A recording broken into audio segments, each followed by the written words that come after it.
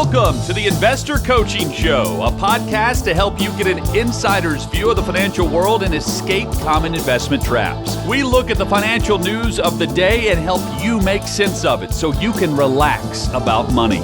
And here's your host, Paul Winkler. Okay, this is the Investor Coaching Show, and we're actually here because Evan and I are troopers. You know it. We have wives that sacrifice for us. That's sure. right. We got, our wives are troopers, our kids are we're just dedicated. I mean, you know, and it's just fun. It's just fun hanging out with you all around Christmas time and actually being here live talking about this. And I hope you all have a very, very Merry Christmas. And Leviticus keeping the Christmas music rolling in the studio there. See, he's there too live. And Nick's here and everybody. We're having a big time. Hey, did you see, Evan? Maybe. Interest rates. Okay, so interest rates are back around what they were at the beginning of the year. Okay. For the U.S. markets. Uh-huh. They came up and they came back down. It's kind of, it's trying to predict interest rates. I talk about that one study of economists, and they were polled asking them what they thought interest rates were going to do over the coming year. Yeah. And as I often point out, you got a 50-50 shot. They're going to go up, they're going to go down. 50-50 shot. 60-70% of the time they got it wrong. It just shows you how tough this is to predict. But this one I hadn't seen this number in quite a while, but the German Bund, which is kind of like, we have government bonds here. Right. They call it the Bund, the B-U-N-D. And their interest rates are about 2%. And UK, their interest rates are about 3.5%. Now, it wasn't that long ago, for those of you that follow this show, I talked about how interesting it was that their interest rates were negative. Yeah. When you lent money to the government, you had to pay the government to take your money. And you go, why on earth would anybody do that? Well, it's something called safety. Right. And being able to make transactions. Being able to move money from one place to another. You're not going to exactly pull it out of your mattress to go and send it someplace else. You got to have it held someplace. And they were charging money to hold your money. Right. Is really what it was. But now we got the interest rates are back up there pretty significantly. And what that is, just so you know, it's a sign of some economic health starting to come back is really what that is a sign of. Right. When you start to see those interest rates come up to some extent. And I was trying to remember, just when you were going through that, I was trying to remember, it's probably 08, 09. But I remember talking about, we're paying, over par for T-bills. You were paying the government, I had forgotten about that. We had were that doing too. that here. That's true. We did that too. Yeah. It's, so thinking about that, and we were talking about individual stocks earlier and, young people looking at this. And, we talk about it would only help you if you have information that nobody else knew, and you still had to be right on your prediction in order to get some value out of that deal, looking at individual stocks. Right. And there was an article in Fortune on Amazon that caught my eye because I thought it was instructive on just the level of detail that all of the analysts, all of the fund managers, quote unquote experts that are looking at all this stuff is why the market is efficient. But, they don't just look at the parking lot. And so the title of this article was The Dark Side of Amazon Returns. Boxes getting sent back has metastasized to an $816 billion yearly problem. So returns are costing Amazon almost $1 trillion a year. Well, I shouldn't say that. $816 billion in lost revenue of the stuff being sent back, and then the cost to process it. And, it says e-commerce may make shopping more convenient, but it has a dark side that most customers never see. Yeah. Say you order an electric toothbrush for Father's Day and 2 shirts for yourself from Amazon. You unpack your order and discover that the toothbrush won't charge and only 1 shirt fits. So you decide to return the unwanted shirt. But they start to talk about the cost of returns, the environmental cost of transporting that back to the center, new transportation and packaging, how many metric tons of, carbon dioxide emissions just handling returns, supply chain management, and, the cost to restock, the cost to resell. If that product could be fixed what percentage of these products are getting fixed. And, I won't go through the entire litany of things, but, you don't just sit there driving through traffic thinking, wow, I wonder what the packaging expense of returns is going to do for Amazon's profitability. I mean, there is so much that all of these people. I was just worried about getting cut off at returning stuff too much. No, I'm not. I'm actually not joking. I actually had to return something recently. And it was because the size of that thing it was a light, and the size of it was not going to fit in the place that it was supposed to be. Wow. And it wasn't their fault. Uh-huh. And all I could think is, the reality of it is I shouldn't be able to return this for free. Right. Well, that's coming is okay. They may start not having free returns very long. Yeah, or at least some exemption. I hate to be a weed, but the reality is I think that we ought to, for the convenience, that we ought to have some incentive to make doggone sure that what we order is the right thing. Yes. Maybe if it's defective, that's a whole other deal. Right. But, I think that there's a good reason for that. Yeah. I think. But every company out there, people are looking at all of that stuff and, okay, is Cracker Barrel going to do better than Buc-ee's? Just all of that is constantly being analyzed. And stocks trade, and it's efficient. Uh-huh. Everyone is going to get a fair price when they buy or sell the stock because everyone has the same information. And I think that there's a really funny point that, Nick, this needs audio. So if you got the audio ready for this, I think this actually really fits well with something that I saw on TV this week. They were reporting on a company. Now, I want to set this up because the company... when we think about market efficiency, things being properly priced, you can have all kinds of really positive, wonderful, lovely news stories on things and think, that stock ought to be really, really great because the news is positive.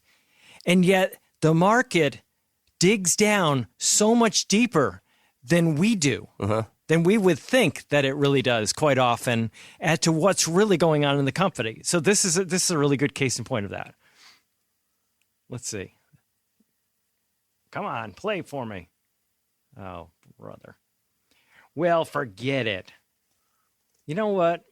Short Apple stock. Short Apple stock. Quick. Short it quick because it's not one to play. Now that is the weirdest thing. It was just playing there we go. News alert for you. Structure Therapeutics releasing results from its early phase study on its obesity drug GSBR 1290. You know that one. The experimental drug showed positive results in weight loss and lowering blood sugar in patients with diabetes and obesity. Okay, so what have you heard so far?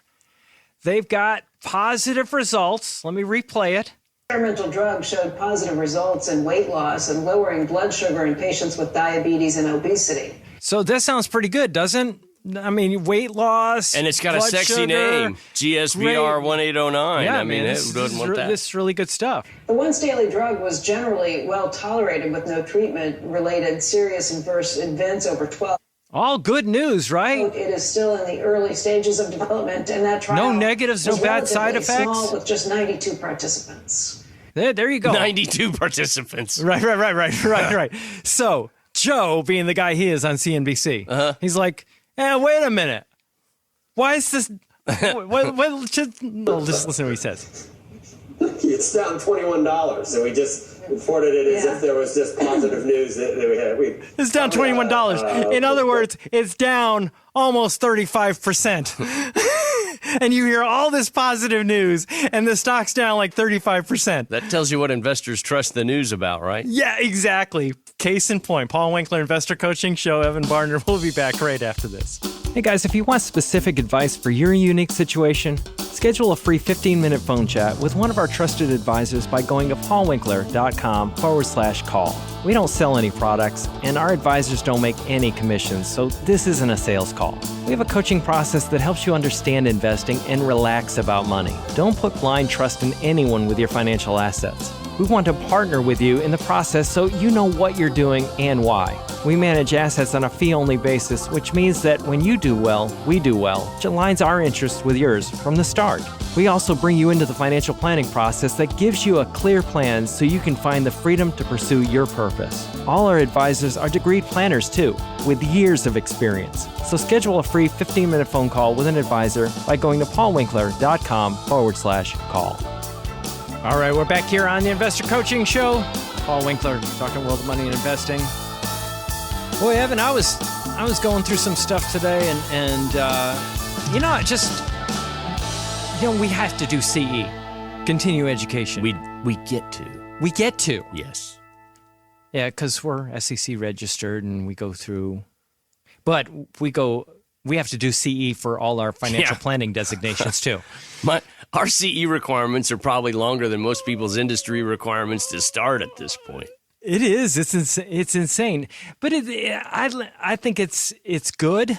I think it's really. I look at it and go, wow. I want my doctor to take CE. What's new going on? But we have CE for the Securities Exchange Commission. We got CE for Chartered Financial Consultant, Certified Financial Planner, Enrolled Agent. We all have our different designations that we get into, but I was really getting into some of the the IRA. Beneficiary designation. I thought it'd be a good little topic to talk about on the show real quick here. It's a good Christmas topic. It is, because it's giving. There you go. See, look there at that. Go. I got look it. At that. I got this. But yeah, so who's your beneficiary designation? You look at things like IRAs, life insurance policies, those types of things, or if you have joint ownership of property, that is passing by law. Mm-hmm. It is not going through your will. Doesn't matter who your will says that your stuff is going to go to. Your stuff is going to go to whoever your beneficiary is on these contracts. But you'll have different classes of beneficiaries, like a spousal beneficiary. Mm-hmm. And the spousal beneficiary, you can go and take that asset if you're a spouse and take it over as your own asset. There are times when you don't want to do that, though. Yes. However, so you might have a situation where you're a spouse of somebody that has passed away, and maybe the required distributions are going to be higher if you take that on as your own asset rather than leaving it in that for that person. There could be that. You could have a situation where you have thinking of, let's say. Well, one of the common situations I run into where it can make a lot of sense is if the inheriting spouse is significantly younger than the person that just died. Yeah, because now they're out from under the 10% penalty. Yeah, then you have the penalty. Yeah, that'd be a really good example, because if you take it over as an inheriting spouse and you're under age 59 and a half, you take that person's money, and if they were over 59 and a half, and you take it on as your asset in your IRA, you can have a situation, that will be that you have a 10% penalty unless some other mitigating circumstances applies. Right. That you have to pay a 10% penalty in addition to taxes. And that's one of the good examples. You might have the rules have changed regarding, the payouts pre-year 2020. Yeah. You're able to stretch it out over your life expectancy. Yes. And now, you might have that 10-year rule, unless you're a spouse. You might have that 10-year rule that you've got to pull it out on. If you're an entity, right, like a charitable organization or something like that, you got a 5-year rule. So that's a different group of rules right there. A lot of times charity is going to cash it out right away. Right. But they can do that. Or if a person is under required minimum distributions, they can stretch it out over that person's life expectancy, the one that passed away that they inherited it from. And, so you look at these different rules and you recognize that there are a lot of moving parts to this. Not the least of which might be you might have kids that are not necessarily up to the task of managing money. And you look at possibly setting up a trust, which is, you can have a conduit trust, and a conduit trusts are kind of not seen as much anymore, but you can have what's called an accumulation trust. And you have to look at the tax consequences of what's called an accumulation trust and decide, hey, is it more important for me to be able to control these proceeds from my IRA, or have the lowest potential tax rate on this money. But those rules, for example, having to take this money and put it into accumulation trust, then all of a sudden you take the RMDs and you can actually split it. Where you actually have some of the RMD go to the beneficiary of choice and have it paid out, and you can have it paid out at a slower rate and then have some of it go into the accumulation trust. So I just want you to recognize that this can get very, very complicated.